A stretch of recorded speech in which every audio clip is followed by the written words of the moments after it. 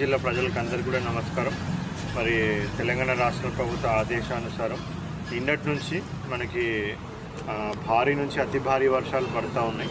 మరి ఒకవేళ వర్షాలు ఎక్కువ పడ్డట్టయితే కూడా కొన్ని ప్లేస్లో ఒకవేళ పాత బిల్డింగ్లు ఏమైనా ఉంటే కూడా అవి మనకి కూలిపోయే ప్రమాదం ఉంటుంది. కాబట్టి అన్నీ మన జిల్లా వ్యాప్తంగా ఉన్న అన్ని రెసిడెన్షియల్ స్కూల్స్, గురుకులాలు, మళ్ళీ తర్వాత హాస్టల్స్, కేజీబీవీలు, ఇవన్నీ కూడా రెసిడెన్షియల్ ఇన్స్టిట్యూషన్స్ అన్నీ కూడా మొత్తము ప్రభుత్వం ఇంజనీరింగ్ వింగ్స్తోని అన్నీ కూడా ఇన్స్పెక్షన్ చేయమని ఆదేశాలు ఇవ్వడం జరిగింది. మరి దానికి అనుగుణంగా నిన్నటి నుంచి కూడా మన జిల్లా వ్యాప్తంగా ఇంజనీరింగ్ డిపార్ట్మెంట్స్, పిఆర్ కానివ్వండి, ఇరిగేషన్ కానివ్వండి, ఈడబ్ల్యూఐడిసి వాళ్ళు అన్నీ కూడా బిల్డింగ్స్ ఇన్స్పెక్షన్ చేస్తూ ఉన్నారు.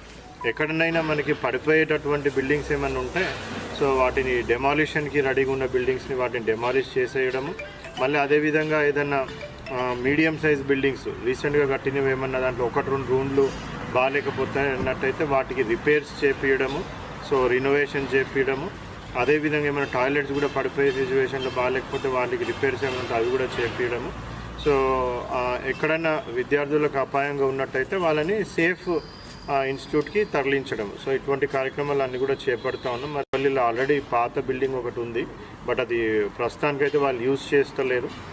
ఆల్రెడీ కొత్త బిల్డింగ్లకి షిఫ్ట్ అయిపోయినారు. ఆ పాత బిల్డింగ్ కూడా దేనికి పనికి రాకుండా ఉంది కాబట్టి తొందరలోనే మరి దాన్ని కూడా డెమాలిషన్ చేసి తీసేయడం జరుగుతుంది. మళ్ళీ ఏమైనా అడిషనల్ రూమ్స్ అవి ఏమైనా కావాలంటే కూడా ప్రభుత్వానికి నివేదిక పంపించడం జరుగుతుంది. దానికి అనుగుణంగా తదితర చర్య కూడా తీసుకోవడం జరుగుతుంది.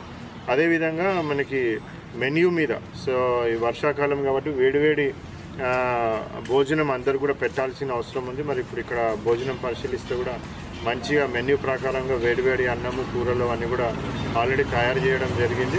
ఇదే విధంగా అన్ని రెసిడెన్షియల్ ఇన్స్టిట్యూషన్స్లో కూడా మెన్యూ ప్రకారంగా భోజనము పెట్టడం జరుగుతూ ఉంది. మరి దాన్ని కూడా మండల్ స్పెషల్ ఆఫీసర్స్ ర్యాండమ్గా సర్ప్రైజ్ విజిట్స్ చేసి కూడా అవన్నీ కూడా వాళ్ళు చెక్ చేస్తూ ఉన్నారు.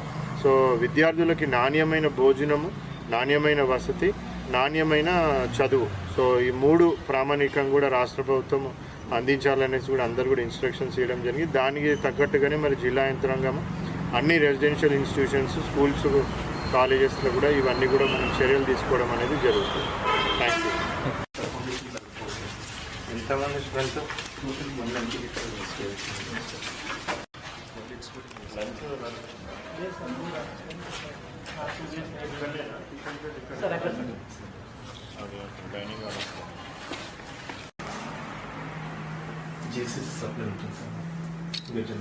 ఇది కూడా చేసేసి